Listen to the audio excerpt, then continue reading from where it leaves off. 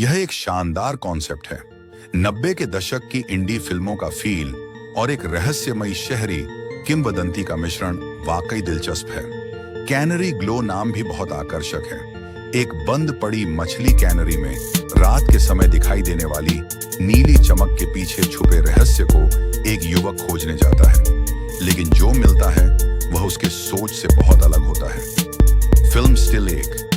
लियो अपने पुराने कैमकॉर्डर के साथ एक धूल भरे मंद रोशनी वाले लिविंग रूम में खड़ा है, जिसमें VHS टेप और मूवी पोस्टर भरे हुए हैं। वह थोड़ा ऊबा हुआ और विचार मग्न दिख रहा है। लियो के कैमकॉर्डर से लैस ये समूह शाम के समय जीर्ण शीर्ण कैनरी में जाता है। उन्हें कुछ पुरानी मशीनों पर अजीब इंद्रधनुषी अवशेष तो मिलते हैं, लेकिन कोई वास्तविक चमक नहीं। लियो अपने कैमकॉर्डर पर इसे सिनेमाई दिखाने की कोशिश करता है, लेकिन यह ज्यादातर धूल और जंग का अस्थिर दृश्य होता है।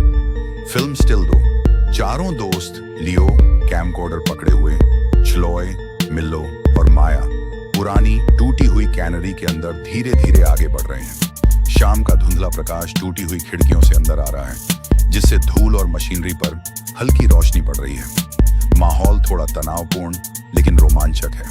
Film still 3।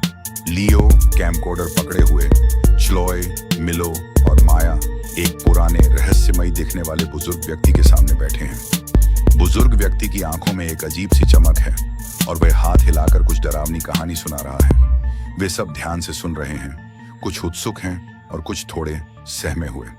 देर रात की निगरानी के दौरान उन्हें अंततः वह दिखाई देता है, डिब्बा बंदी के गोदाम के भीतर एक मंद स्पंदित प्रकाश।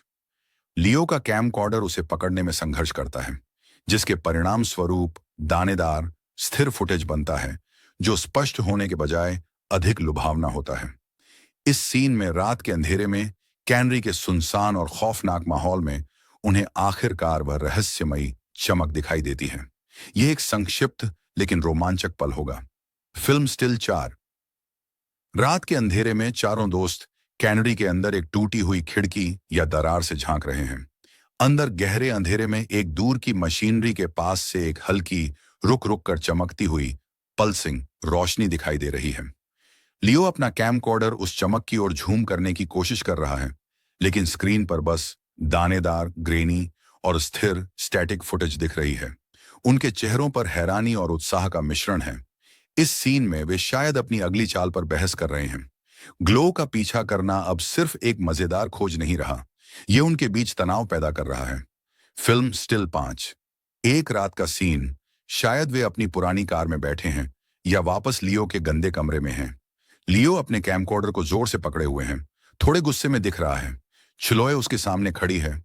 उसके चेहरे पर साफ हताशा, फ्रस्ट्रेशन झलक रही है, जैसे वह लियो से बहस कर रही हो। मिलो बैकग्राउंड में है, शायद किसी नक्शे या कागज पर अजीब सी थ्योरी दिखा रहा है, जिसे कोई नहीं सुन रहा। माया एक कोने में चुपचाप बैठी है, शायद अपनी स्केचबुक में कुछ बना रही है, इस तनाव से दूर। माया के मार्गदर्शन में उन्हें डिब्बा बंदी कारखाने का एक पुराना छिपा हुआ हिस्सा मिलता है। एक भूली बिसरी प्रयोगशाला, जहां दशकों पहले जैव प्रकाश उत्तेजक जीवों पर प्रयोग किए गए थे। उन्हें पता चलता है कि यह चमक कोई अलौकिक नहीं है, बल्कि इन प्रयोगों का एक भूला बिसरा जीवित अवशेष है। इस सीन में वे कैनरी के उस हिस्से में पहुंचते हैं जिसे पहले किसी ने नहीं देखा था। यह जगह ही ग्लू का असली राज है। Film still 6। माया के कहने पर वे कैनरी के एक छिपे हुए हिस्से को ढूंढ निकालते हैं, एक पुरानी भूली हुई लैब। सीन में वे एक दरवाजे या गुप्त रास्ते से अंदर दाखिल हो रहे हैं। अंदर पुरानी वैज्ञानिक मशीनें, टूटे हुए कांच के जार और मेजों पर अजीब हल्का चमकने वाला पदार्थ, बायोल्यूमिनेसेंट रेसिड्यू दिख रहा है। माया सबसे आगे है, शायद अपनी स्केचबुक में मिली किसी चीज से इस जगह का मिलान कर रही है। यह कहानी का सबसे जादुई और शानदार पल है। यह डरावना नहीं, बल्कि खूबसूरत है। Film still 7। चारों दोस्त उस छिपी हुई लैब में खड़े हैं और उनके चारों ओर वह ग्लो, चमक है। यह कोई एक चीज नहीं है, बल्कि दीवारों पर, पुरानी मशीनों पर और शायद हवा में भी तैरते हुए कणों के रूप में एक खूबसूरत, अलौकिक नीली हरी चमक है। यह चमक उनकी हरकतों पर प्रतिक्रिया, रिएक्ट कर रही है, जैसे वे वहां हों तो और ज्यादा चमक रही हों। लियो अपना कैमकॉर्डर उठाए हुए हैं, उसकी आंखें लेंस से चिपकी हैं। वह इस अविश्वसनीय दृश्य को रिकॉर्ड कर रहा है। सभी के चेहरों पर डर की जगह आश्चर्य और शांति है। उस अद्भुत खोज और चरमोत्कर्ष के बाद यहां अंतिम कथानक बिंदु है, समाधान। यह समूह प्रसिद्ध तो नहीं होता, लेकिन वे एक गहन, अनोखे अनुभव को साझा करते हैं। उनकी दोस्ती की परीक्षा होती है, लेकिन अंततः वह मजबूत होती है। लियो के पास अपनी फिल्म है, किसी राक्षस की नहीं, बल्कि साझा खोज की। यह शहर भुला दिया गया है, लेकिन उनके लिए यह एक ऐसी जगह है जहां उन्होंने साधारण चीजों में कुछ जादुई पाया। Film still art. चारों दोस्त कैनरी के बाहर, शायद अपनी पुरानी कार के बोनट पर, भोर की पहली किरण फूटने के साथ बैठे हैं। वे थके हुए, थोड़े गंदे, लेकिन संतुष्ट और शांत दिख रहे हैं।